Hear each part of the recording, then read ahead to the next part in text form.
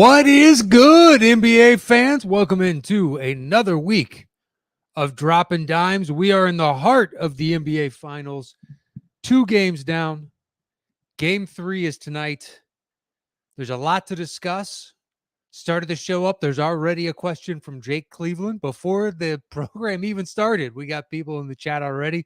Welcome, Jake, and everybody else watching. So his question, let's go ahead and just start there, I guess, since he was preemptive and early on. Do you see anyone else making a case for Finals MVP other than Curry? Well, right now, Curry's the odds-on favorite, hands down. So I've got notes to discuss the previous, 2 games and what potential adjustments the teams maybe can make, and et cetera, et cetera, et cetera. But part of those notes is a section about the fact that Curry is the best player on the court right now by a mile. Brown and Tatum have their games with the consistency, first off, over it's 2 games. The sample size is small. But Curry is showing up flat out. He's prepared to play in these finals. And he's the best player on the court. I mean, he's crushing the Celtics in the pick and roll, and they're running more pick and roll than they do usually. For the longest time, I and others have wanted to see the Warriors run more pick and roll. Hell, during the Curry and Durant years, I wanted them to run that nonstop because it's like, what do you pick your poison here on 2 incredible shooters? But they can't stop them on the pick and roll. He's shooting 45.5% from 3 so far through the first 2 games. He's getting to the rim, although in the last game he was missing layups just like the rest of the Warriors. Wiggins missed some point-blank layups. Just team-wide in the first half, they were having, especially the first quarter, they were having trouble converting at the rim. But Curry's getting into the lane when he needs to. He's still got his mid-range game going. The floaters and nice pull-ups, around the elbow and whatnot, not as often used in his repertoire, but still he's getting those spots when the defense is collapsing down on him, giving like double and sometimes triple teams. He's reading it correctly, making a gorgeous pass to an open teammate. His defense has actually been really good, especially on stuff like switching onto Tatum, which you think that would be a matchup the Celtics would exploit and push for. Get the switch on Curry. Size mismatch clearly favors Tatum. Curry is jumping up on him, giving him tight defensive pressure, or when they're screening him, he's fighting over the screen so you can't make the switch, or he's blitzing out, letting the other defender recover, and then running back to his original guy. But he's been somewhat menace on defense. And over 2 games, once again, the sample size is 2 games. But he's been the best player on the court, the most consistent on both sides of the ball, especially offensively. As far as finals MVP, there was already the sentiment that if the Warriors won, unless Steph is terrible, he's going to win this award because he hasn't previously. And it feels like the one thing that his resume doesn't have that everybody agrees he should have. You can make the case that when Iggy got his finals MVP, Steph was more deserving. I understood the rationale of Iguodala getting it at the time. But you could look at it like the same way that Mahomes got the Super Bowl MVP. It wasn't for that game.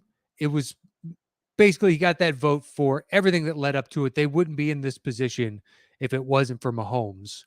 And there's no way we're celebrating a Super Bowl without him. if you plug and play and put somebody else in there, the Chiefs don't make that Super Bowl.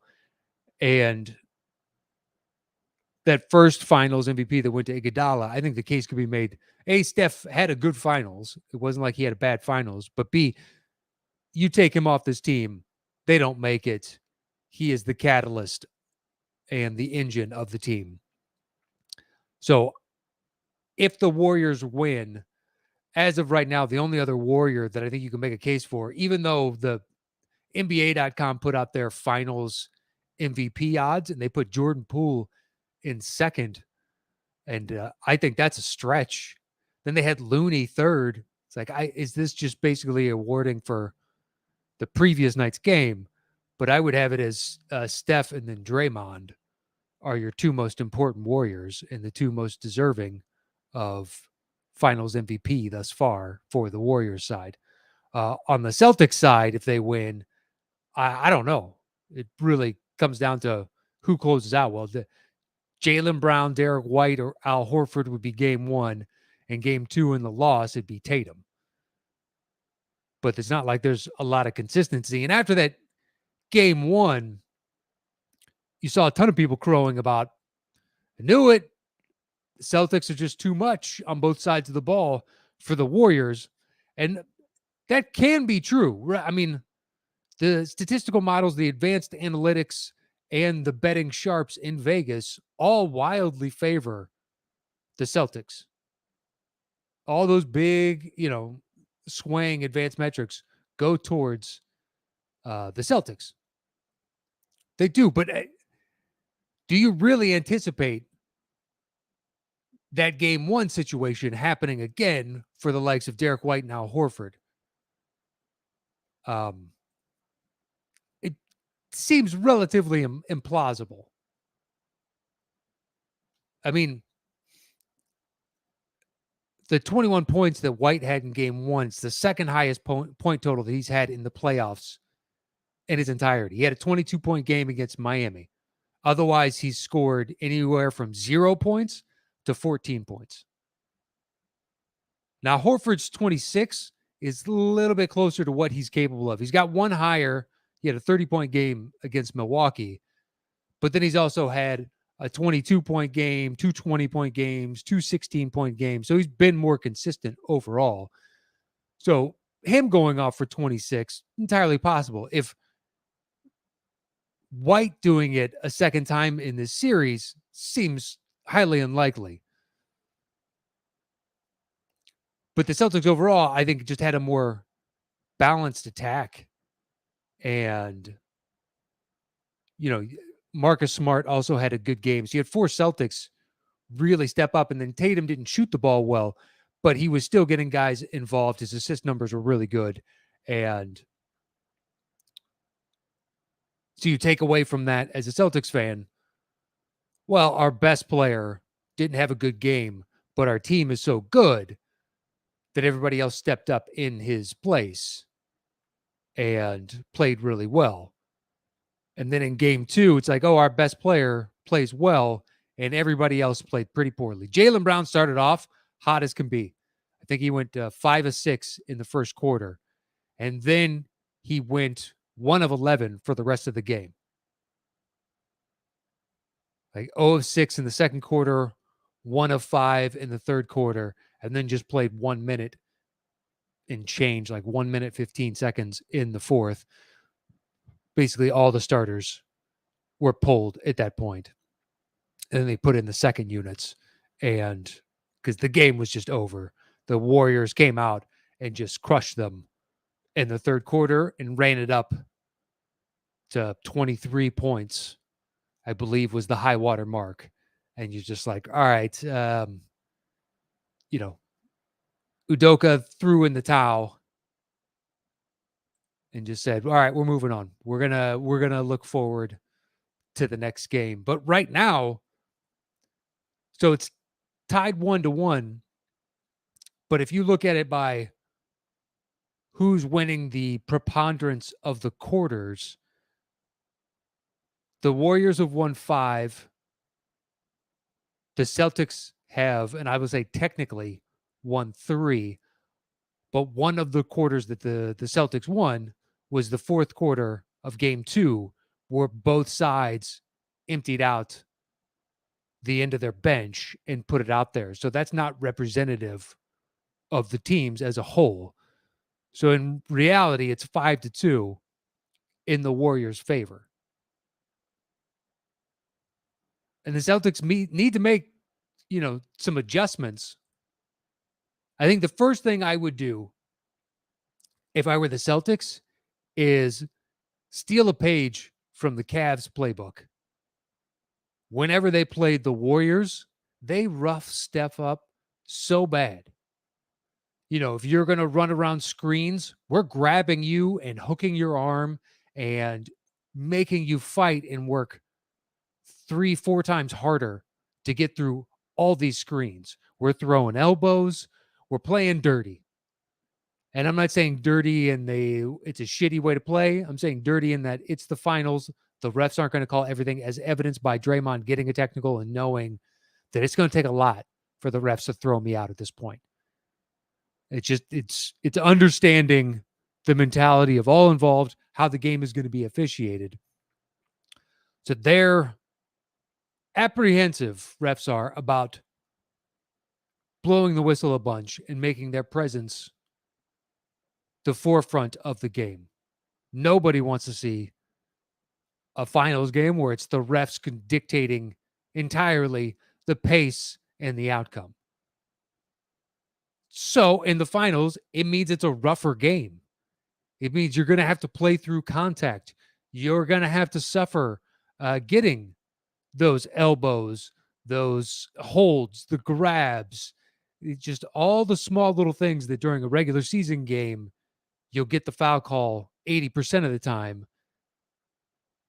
In the finals, it's just not going to happen. So if I'm the Celtics, I am going to force them, take these finesse players in Curry, in Poole. Wouldn't say that about Wiggins because he takes a lot of contact as he drives to the hoop. And I wouldn't exactly call Clay finesse. He's somewhere in between a little bit at this point to me. But Curry and Poole, I'm making them work. I'm making them work hard. I just think that is the first thing that I would do. I'd also not worry about what Draymond is going to do. Draymond is going to go out of his way to try and get under your skin, to antagonize you, to draw you into pissing matches, and it's going to piss you off, and it's going to get you, instead of thinking about the game and the team as a whole, you're focused solely on Draymond.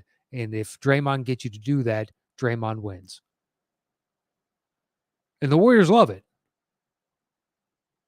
Because the other team is now, the Celtics are so fixated upon, well, why is Draymond allowed to get away with this? Look at what Draymond's doing. Draymond. And it kind of gets them out of their rhythm and out of their game plan. I mean, he had, Grant Williams all the way down to the coach, Udoka, pissed off about what Draymond's doing. And if I'm Green, I'm like, that is precisely what I want. I want you focused on the least offensive threat, or the least potent offensive threat out here. And if I'm the Warriors, something I said on last week's show, and I think maybe even the week before, one of the two, it's like that maybe we shouldn't play Clay until the second half. I mean, Clay just still doesn't look like Clay. You would hope that the closeout game against the Mavs, and he finally goes off, gets the monkey off of his back, that it would have given him more of his normal shooting stroke and confidence coming into these finals. And he has the confidence to take the shots. But what's weird is, when you used to watch Clay,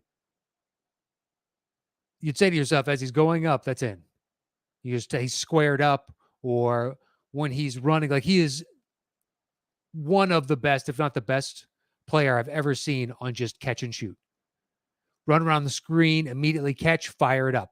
It's been in his hand for less than a second, fire it up. And for most players, it's like, boy, you don't seem steady. And then you watch Clay and your hips and shoulders are squared to the basket no matter which direction he is moving. He manages to square perfectly every time. And he would rise up, and you're like, that's a good shot from Clay. He's barely touched that ball. I remember a couple where he would catch the pass right around head height and immediately just go into a shooting stroke because he's already got the mechanics lined up. And now when you watch him, I feel bad for him because a shot goes in and he celebrates. Like you can tell he is just so happy to see the ball go in the damn hoop that he's sick of seeing it clang out. And the addition of Gary Payton in the last game really gave them a nice little defensive punch. And I'm curious as to whether or not we might see him replace Clay for even more minutes, or a combination of him and like Otto Porter, and relegate Clay more to the second unit. The only problem with the second unit, is if you put him out there with Poole, they're going to get cooked on defense. Clay's lateral movement with his feet just isn't as fast as it once was. And hopefully, fingers crossed for Clay, because who doesn't like Clay, with more conditioning and time, he can get back to an approximation of what he once was. But right now, the numbers bear out through the playoffs. When you have Clay and Poole playing with the second unit, defensively, they just can't hang with other teams. Now, the downside of putting GP out there is you are reducing the height of your team, and the Celtics are a very long team. You know, their overall height and wingspans can clog passing lanes, and they're still a menace on defense, although they've had some weird defensive lapses so far, especially in game one. And that first quarter, when Curry just went off, all kinds of times where they're not correct on their switches, and then suddenly they sagged off of Curry, who is wide open for a three, the deadliest three-point shooter in the history of the league, and there's nobody within 3 to 5 feet. It's like, that's a recipe for disaster, and he cooked them. Now, what saved Boston is ultimately nobody else could step up. And the Warriors have had numerous points of this. In the first half of the second game, while watching it, the Warriors looked like they were devolving into, once again, if Curry can't get a shot or create the offense, we have nobody out there right now that can really help in this situation.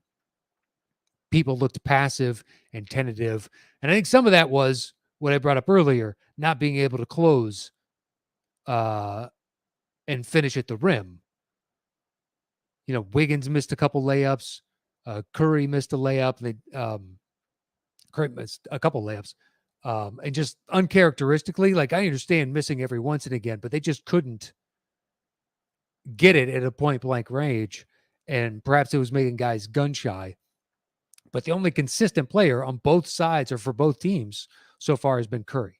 There have been other people that are stepping up. That's why it's kind of dumbfounding that Jordan Poole is somehow, according to NBA.com, second in finals MVP voting. It's like, he's had basically, to me, like one good quarter so far.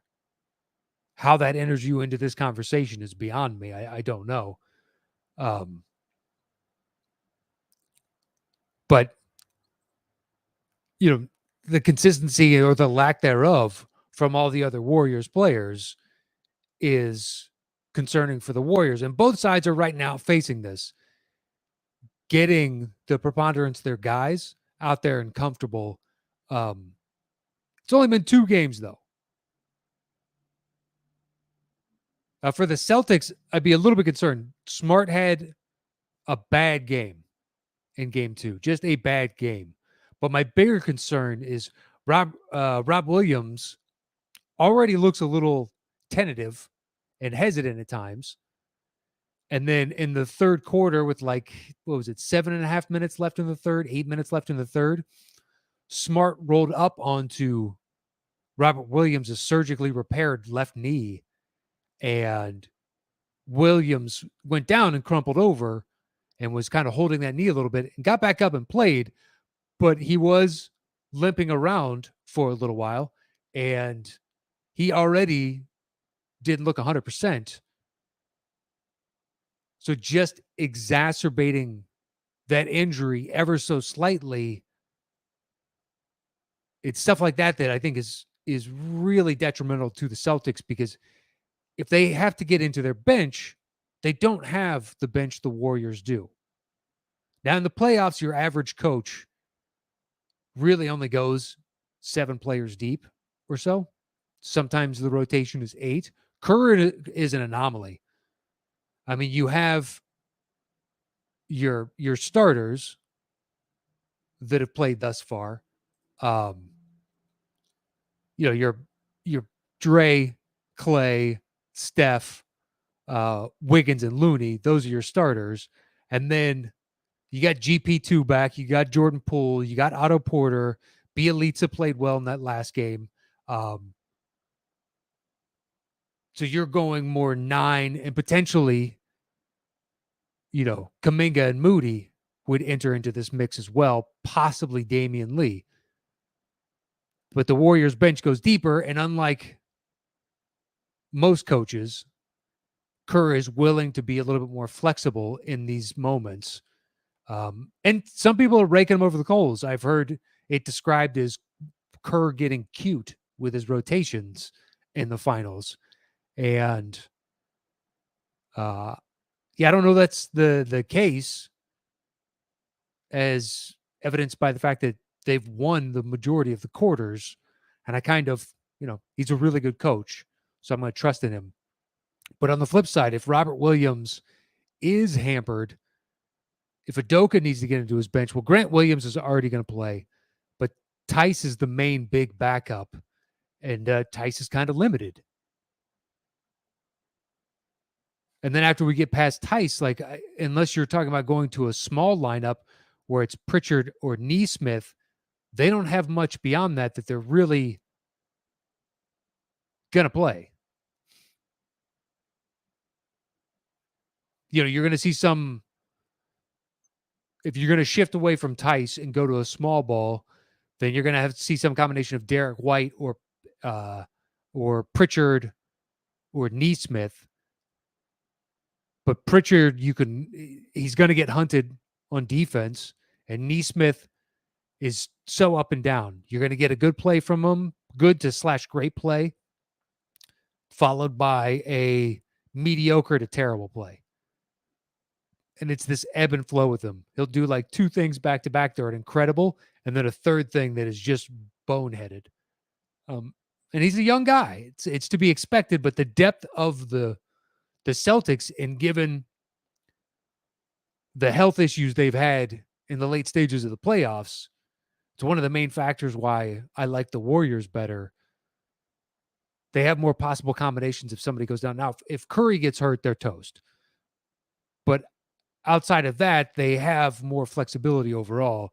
Whereas the Celtics, if the 2 guys that they've had health issues with in the late stage playoffs, in Smart and Williams, if those guys go down again, it's going to be really difficult, because Derek White has played well defensively, matching up with Curry. But then you're gonna have to allow for one of these other guys to play longer minutes in Pritchard, Nesmith, and Tice, and you're sacrificing when you do it. Pritchard, he can do a little bit of playmaking. He's a good shooter, but it's just shorter, and he's gonna get hunted on pick and rolls and switches. They are just going to seek him out, like happened in the Miami series. And Tice is limited athletically. And I think Looney or Draymond or anybody else can cook them. So it'll be interesting to see the adjustment they make there. But I'll be curious if Kerr does decide to ramp down Clay's minutes. I think that is the biggest question I have for the Warriors. Like I brought up earlier, for the Celtics, it's you need to change some of the tactics that you're deploying here. I think first and foremost is rough him up a little bit, especially Curry. Make him work his ass off to get this. But for the Warriors, it's how much longer do we run with Clay? Now it's 1-1, and right now I would say momentum is slightly favoring the Warriors, but now we're going back to Boston for the next 2 games. But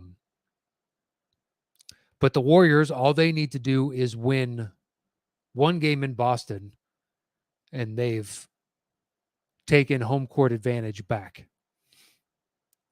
And, you never know in any series, but any finals. I mean, last year, Phoenix is up 2-0, and people have already put the nails in the coffin of Milwaukee, and Milwaukee comes back and wins that series and just out physicals, out hustles, and outplays them. And there's been a general lethargy on both teams at times where they've been passive and just kind of, watching the game unfold in front of them. So you would expect as the games progress, the intensity is actually going to ratchet up a little bit more and a tiny little bit more after that. But we'll see. But yeah, the Clay thing, does Kerr opt to sit Clay? Because, his defense isn't as strong as it used to be. Clay was one of the best two-way players in the league for a number of years, and it was one of the main catalysts as to why the Warriors were so good. It's just like you've got a second shooting mate to pair alongside Steph, but also an excellent wing defender. So you don't have to sacrifice anything with a guy like that. He is the ultimate Daryl Morey 3-and-D guy. He has these 2 skills. These 2 skills are elite, and it gives us a lot of flexibility as to who else we can put out on the court along with Curry when we have these 2 gentlemen out there.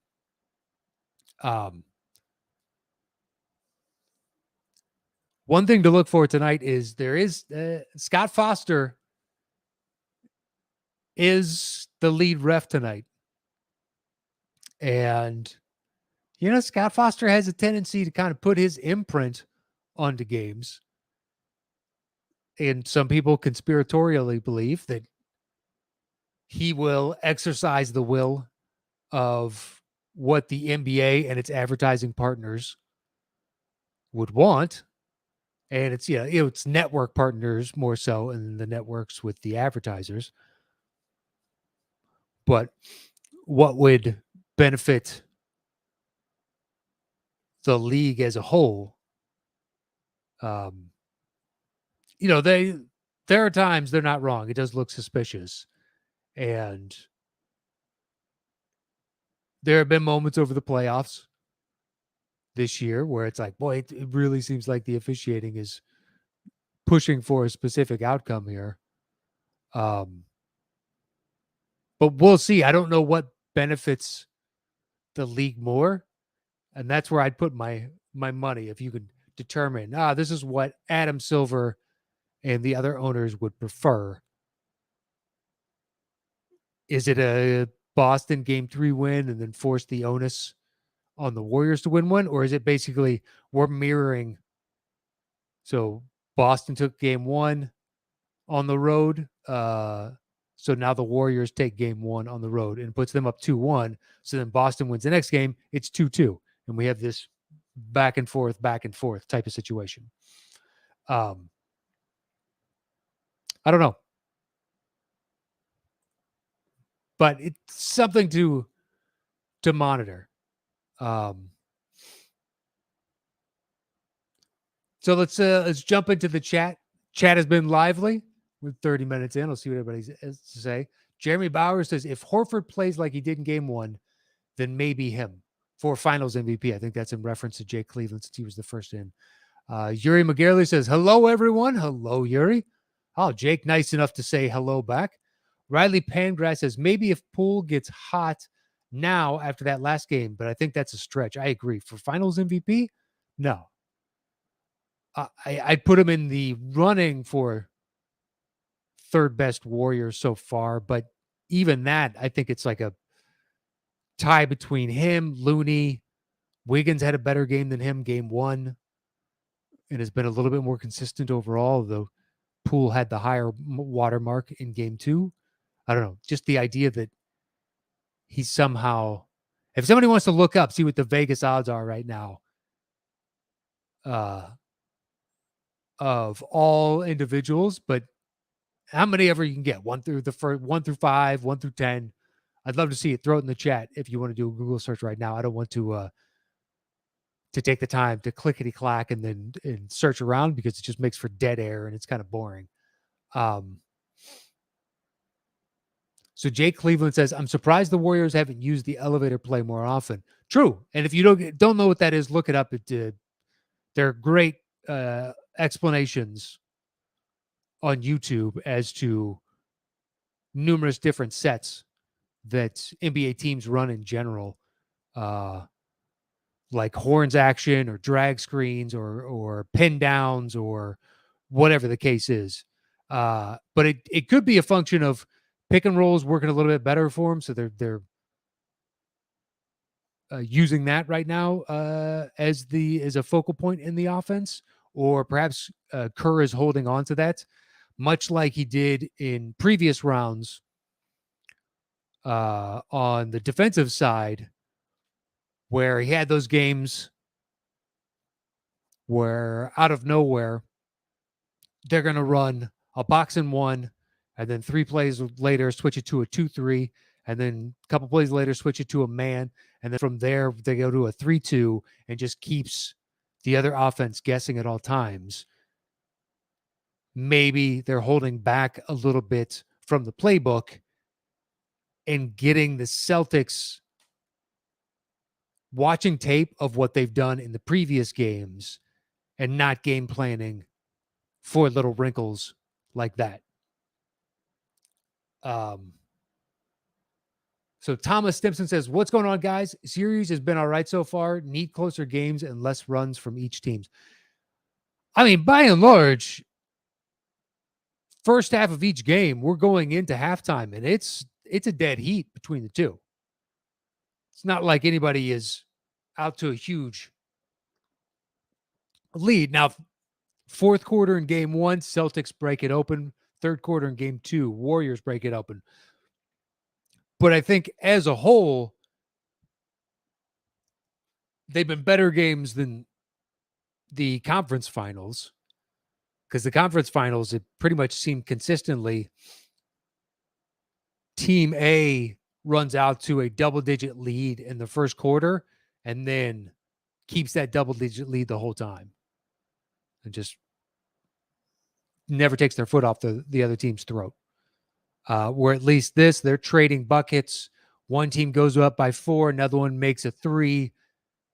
Then the team that was previous up by 4 misses a bucket, and then the other team comes back, scores a 2, and now they're up by 1, and it's just this, oh, okay, the team is up by 1, runs that up to 5.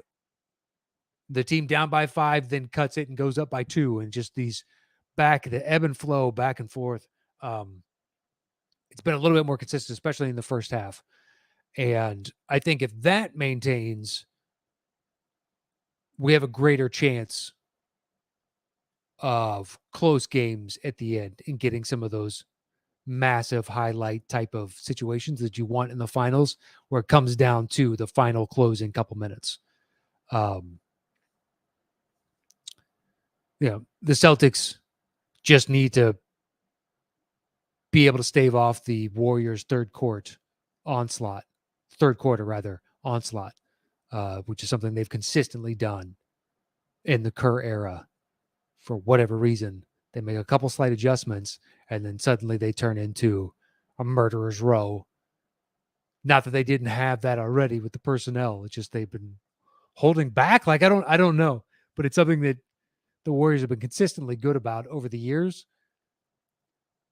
Halftime adjustments, third quarter, come out guns blazing, and that's when they break the backs of a lot of teams, especially in these big moments. So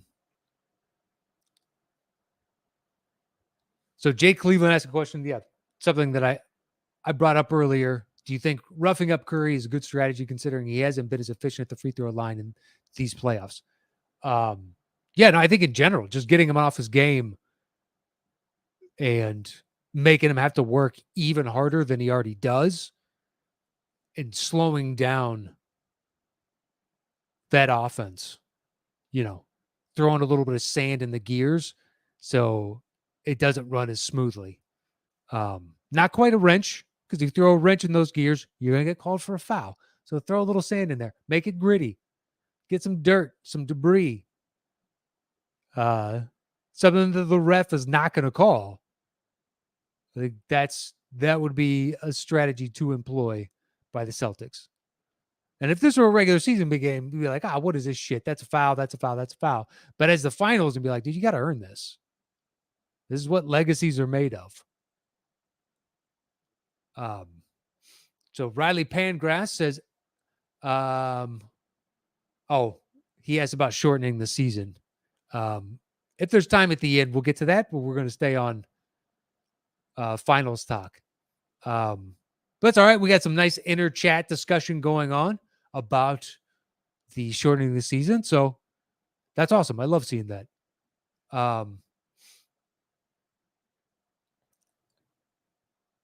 Well, quite a bit.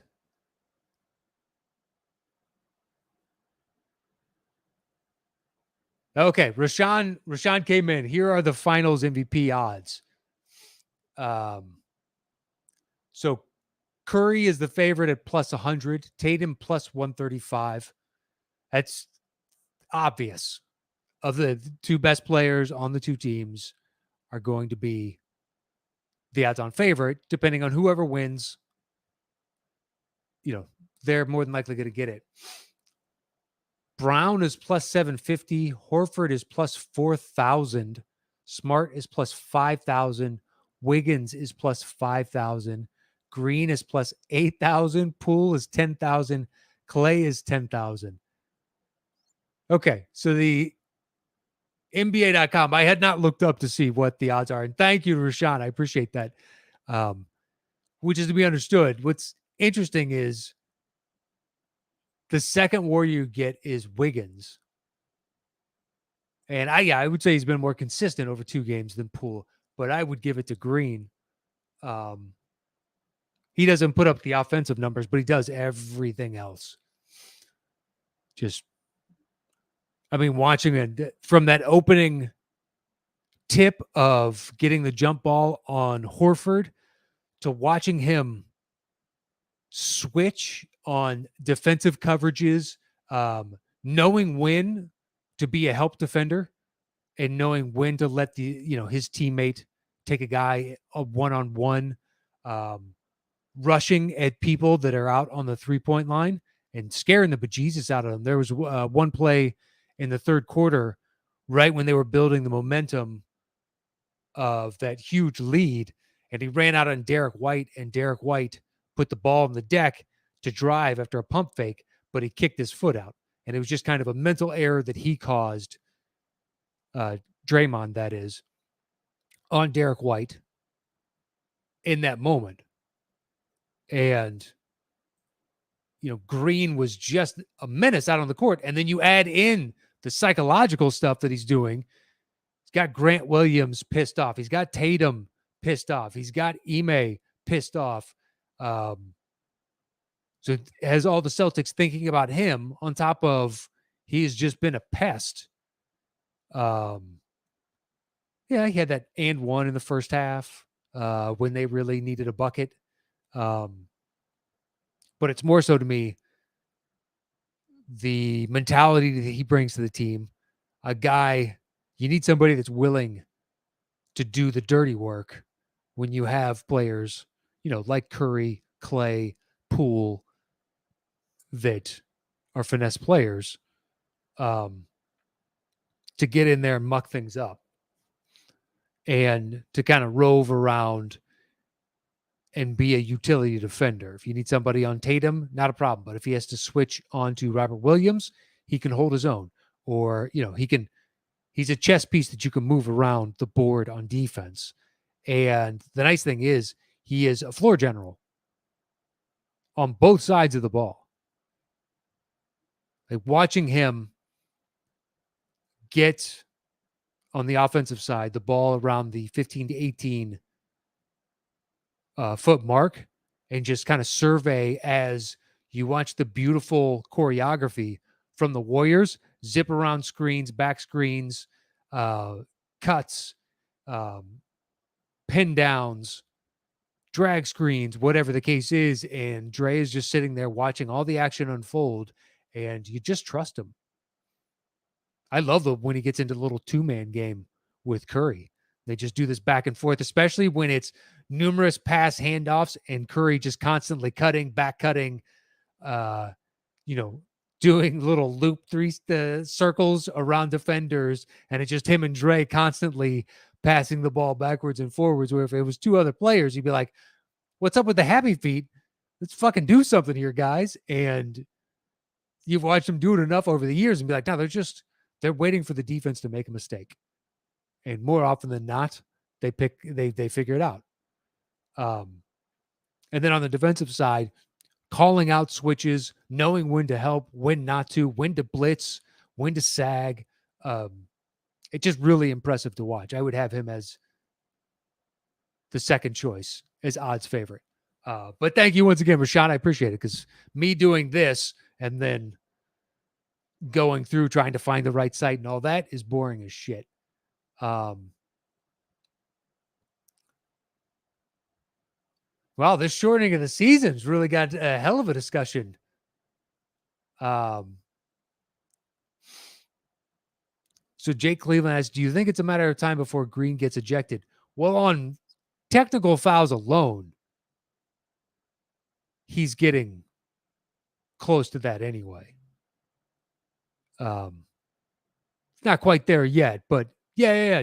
Green can definitely get ejected. It's Draymond Green we're talking about here. So I wouldn't put it out of the realm of possibility. I think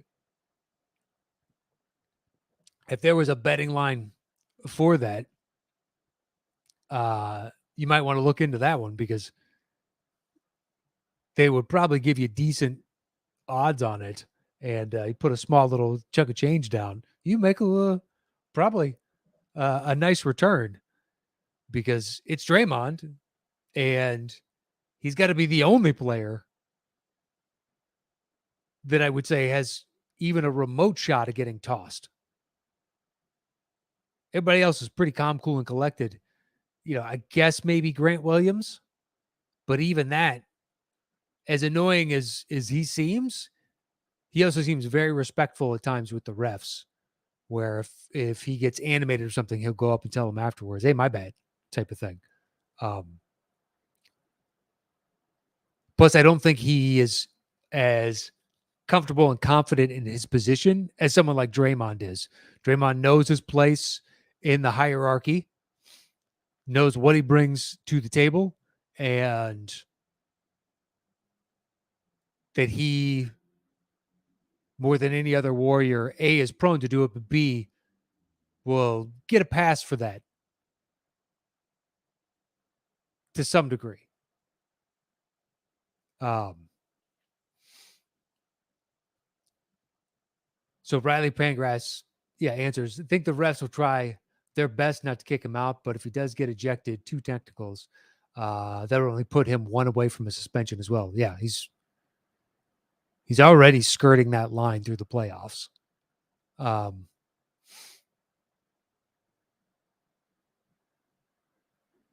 JMB asks, do you think that time and injuries will cause Steph to eventually have a precipitous drop, or will his shooting touch keep him pretty relevant until he finishes out his career?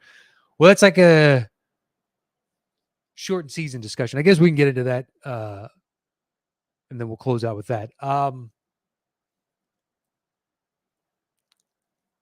mean, it's not like it's a Westbrook situation. Westbrook, to me, is a slot receiver that once he loses his burst of speed, because his other skills, his other shooting skills aren't elite, then he's going to be out of the league pretty quickly, because I don't really see him willing to come off the bench and subvert his role and the expectations of what he feels he should be in this league. I just don't see him being a Carmelo, or anybody else that realizes my career has shifted into a different phase. I think Westbrook will always believe that he's Westbrook, and that's part of the reasons what's made him such a great player over the years. Whereas Curry, it's not like it's elite speed. You know, he's never in these discussions like a Westbrook or a De'Aaron Fox or a handful of other guys where they will just blow past you running down the court or on drives or whatever the case is. So I would assume, given his skill set as a whole, he should have as long a career as he kind of wants. Especially now that the game is so 3 dependent. He can easily run around a couple screens and get you a nice 3. Now, will he be a starter? Who knows? I mean, his size, I think, would be the biggest once he slows down a little bit, and not having that escapability at all times.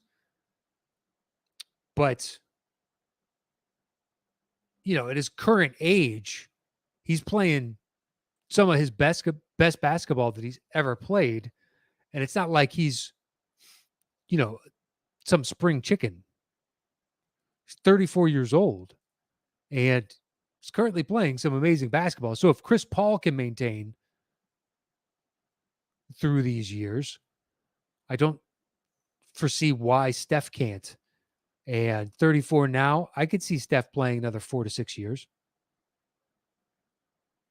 And at this level, who knows?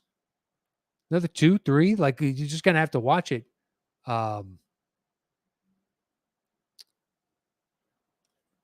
So Jake Cleveland says it's pretty clear the Celts miss Gordon Hayward. I mean, Hayward's going to be hurt, and now instead of using those resources as far as development and cap space, they've been now misallocated on a guy who can't stay on the court. Do they miss somebody like him? Sure. Who wouldn't? Just in that, if we had somebody who was 100% healthy and could do the things he does, yeah. But Hayward couldn't stay on the court, or can't.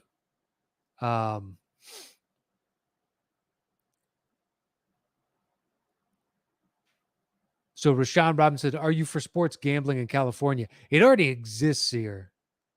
I have numerous friends since I've lived in California that have had bookies. So if you want to gamble, you can gamble. And we live close enough to Vegas. If you really want to go gamble, like there's already a boatload of casinos by me on all the different reservations around here. There's probably within 2 hours, there's like 5 casinos. So if it's an issue of worrying about people degenerating into just the worst aspects of what they are, the sports gambling, that already exists, and they can go do it if they want to. So, yeah, I'm fine with it if people want it, because it's already here. So might as well take it out of the shadows and put it into the light. But even that, I know plenty of people that just use apps online and still betting on games. So JMB says, I remember Steph breaking Chris Paul's ankles, though. Well, if you're talking about the game in Staples Center, I was at that one, actually. It was a good game, and that was a great moment. The whole crowd going, oh, even though it's a Clippers home game, it was pretty impressive. All right, and then Tamor Khan coming in late. It's been a minute, sir. How are you? But there we go. I think. Jake Cleveland says just joking about Hayward. I think that's it for today.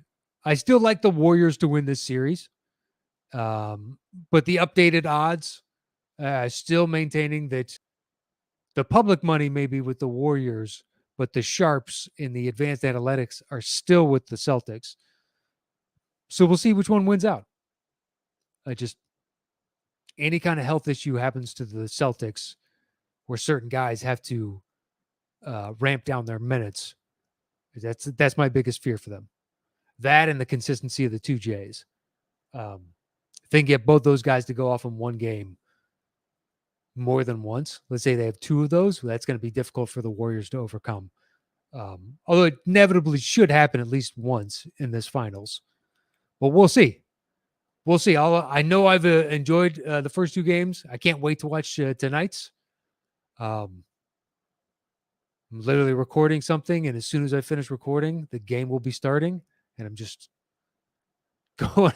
We could be sitting on my laptop for about 5 hours straight tonight, but who gives a shit? I'm here for it. But yeah, hopefully the series is still going, and we're not doing a post-mortem the next time I see you guys. It is possible. So if this is the last one before the finals are over, well, thank you to everybody that came along for the ride. I will do a postseason recap show if that's the case. But fingers crossed.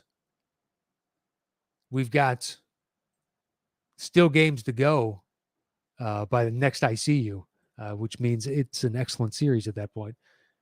But I think that's it for this week's Dropping Dimes. You can follow me anywhere at Matt Knost. Subscribe to the channel, like the vid, leave a comment, do whatever you're going to do. I'd appreciate it. But stay safe out there. I'll see you guys next week with another new Dropping Dimes.